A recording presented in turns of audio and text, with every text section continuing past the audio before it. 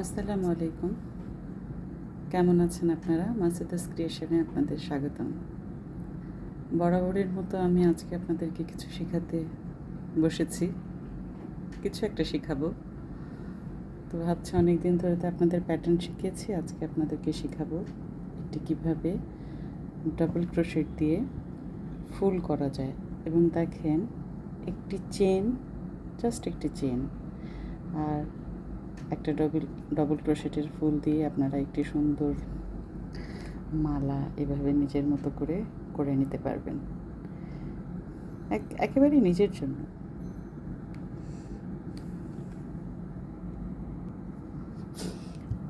আজকে আমি আবার শুরু থেকে শেখাবো, কারণ অনেকে হয়তো আমার আগের ভিডিওগুলো দেখেননি। যারা আজকে নতুন দেখছেন তারাও আজকের এই ভিডিওটি দেখে ইনশাল্লাহ শিখে যাবেন কিভাবে একটি রিং তৈরি করতে হয়।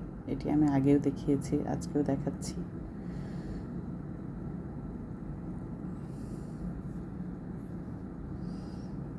প্রথমেই আমরা 6টি চেন নিয়ে নেব বরাবরের মতো। এই চেনগুলো আমি আগেও শিখিয়েছি আপনাদেরকে।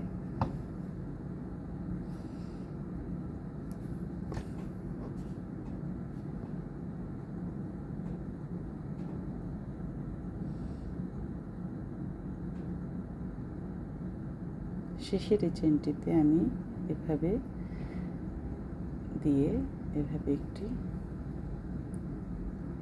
প্রথমে একটি রিং তৈরি করে নিলাম।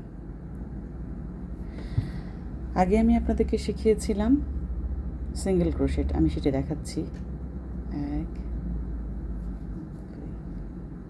এই 3টি চেন করে আমরা শিখেছিলাম সিঙ্গেল ক্রোশেট। জাস্ট এভাবে নিয়ে আমরা কি করতাম, একটি ঘর করতাম। এটাকে আমরা কি বলেছিলাম, সিঙ্গেল ক্রোশেট। আমি আবার দেখাচ্ছি সিঙ্গেল ক্রোশেট।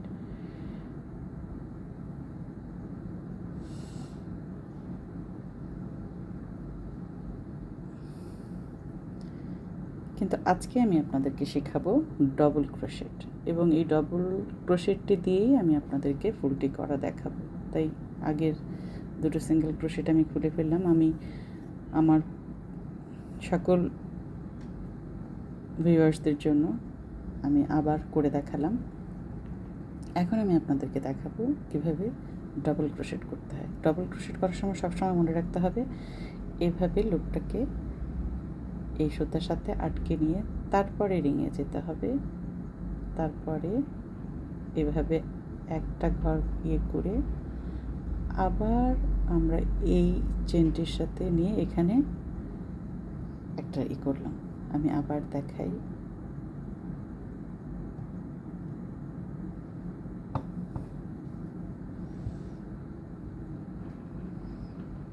আমি একটু ধীরে ধীরে দেখাবো, ভিডিওটি বড় হতে পারে, আপনারা ধৈর্য সহকারে দেখবেন। এই 3টি ডবল ক্রোশেট নেওয়ার পরে এই যে 3টি চেন, এই 3টি চেনকে আমরা এখন একটি লুপে পরিণত করব। তাহলে কি হলো, একটা পাপড়ির মতো হয়ে গেল না? এখন এই পাপড়ির সৌন্দর্য বাড়ানোর জন্য এখানে আমরা আরও 4টি চেন করব। তো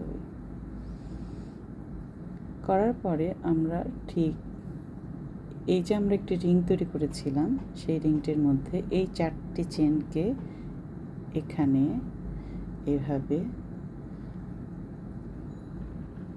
আটকে দেব।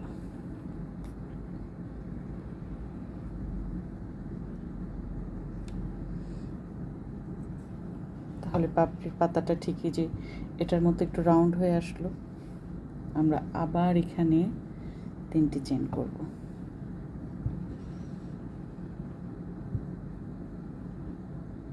আমি ধীরে ধীরে দেখাচ্ছি। দিলাম,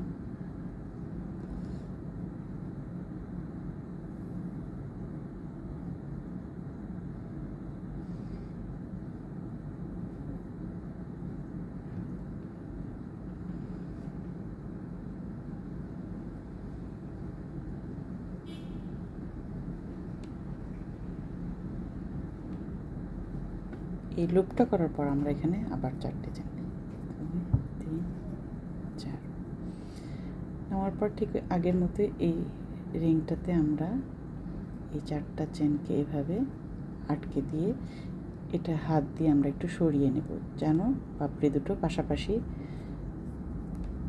থাকে। ঠিক ওই আগের নিয়মে আবার 3টি চেন করলাম, করার পরে আবার আগের মতো ডাবল ক্রোশেটগুলো করে নিচ্ছি।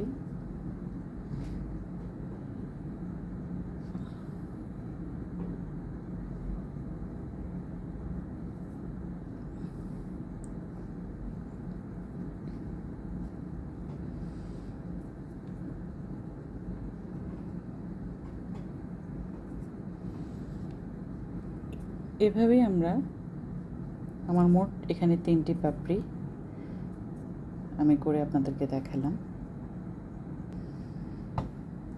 ভিডিওটি যেন বড় না হয় এজন্য আমি বাকি দুটো পাপড়ি করে নিলাম। করে নেওয়ার পর এখানে মোট 5টি হলো। এখন আমি লাস্ট পাপড়িটি আবার আপনাদেরকে ধীরে ধীরে দেখাবো, কারণ ডাবল ক্রোশেটটা একটু দেখার বিষয়। আর ভিডিও বড় হয়ে গেলে আসলে কেউ দেখতে চায় না, কিন্তু শর্টকাট বলেও জীবনে কিছু নেই। কিছু শিখতে গেলে একটু সময় দিতে হবে। এখানে আমি আবার 3টি চেন নিয়ে নিলাম। নেওয়ার পরে দেখেন আমি কি করছি, আমার এই হুকটাকে আমি এখানে এভাবে ধরছি, তারপরে আমি রিংয়ের মধ্যে ঢুকিয়ে এই সুতাটা যখন আমি বের করছি এখানে আমি আবার এই হুকটাতে সুতাটা বের করে নিচ্ছি। আমি একদম ধীরে ধীরে দেখাবো লাস্ট পাপড়িটা যেন সবার বুঝতে সুবিধা হয়।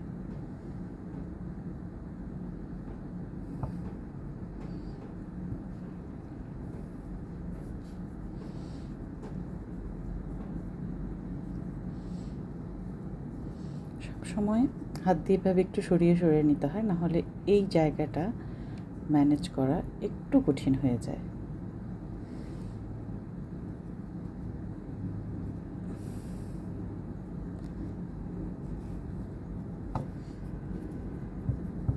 এই যে আমার 6 পাপড়ির ফুল আমি করে ফেললাম।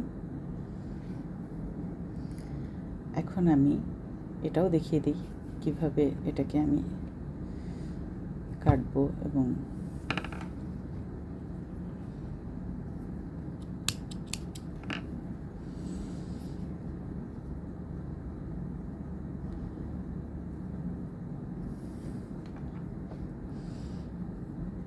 লাস্ট পাপড়ির এই আগের পাপড়িতে এখানে এভাবে ঢুকিয়ে আমি এই সুতোটাকে এভাবে ভিতরে নিয়ে চলে আসব।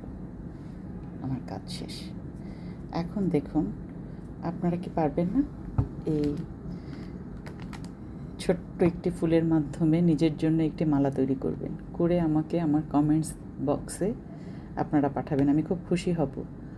আর ভালো লাগলে দেখবেন, ভালো না লাগলে তো দেখার প্রশ্নই আসে না। তাই আমি বারবার বলি না যে সাবস্ক্রাইব করবেন। ভালো লাগলে করবেন, তবে কাজটা শিখুন, নিজের অনেক কাজে আসবে, নিজেকে আনন্দ দিবে, নিজেকে ভালো রাখবে। এবং ভালো আসলে থাকতে হয়, কাজের মাধ্যমে ভালো থাকতে হয়। আশা করি সবাই ভালো থাকবেন। ভিডিওটি ভালো লাগলে দেখবেন এবং নিজের কাজে লাগাবেন। তারপরে এরকম একটা সিম্পল পুঁথি দিয়ে এখানে বসিয়ে সুই সুতা দিয়ে এখানে আটকে দেবেন, এভাবে। দেখুন খুব সহজ এবং সিম্পল। এখন আপনারা হয়তো ভাবছেন আপু পাতাগুলো কীভাবে করেছেন। নেক্সট ক্লাসে ইনশাল্লাহ অবশ্যই দেখাবো, এই পাতাটাও দেখিয়ে দেবো আপনাদেরকে। ভালো থাকুন, সুস্থ থাকুন। সবার জন্য মঙ্গল কামনা করে আমি আমার ভিডিওটি শেষ করছি। আল্লাহ হাফেজ।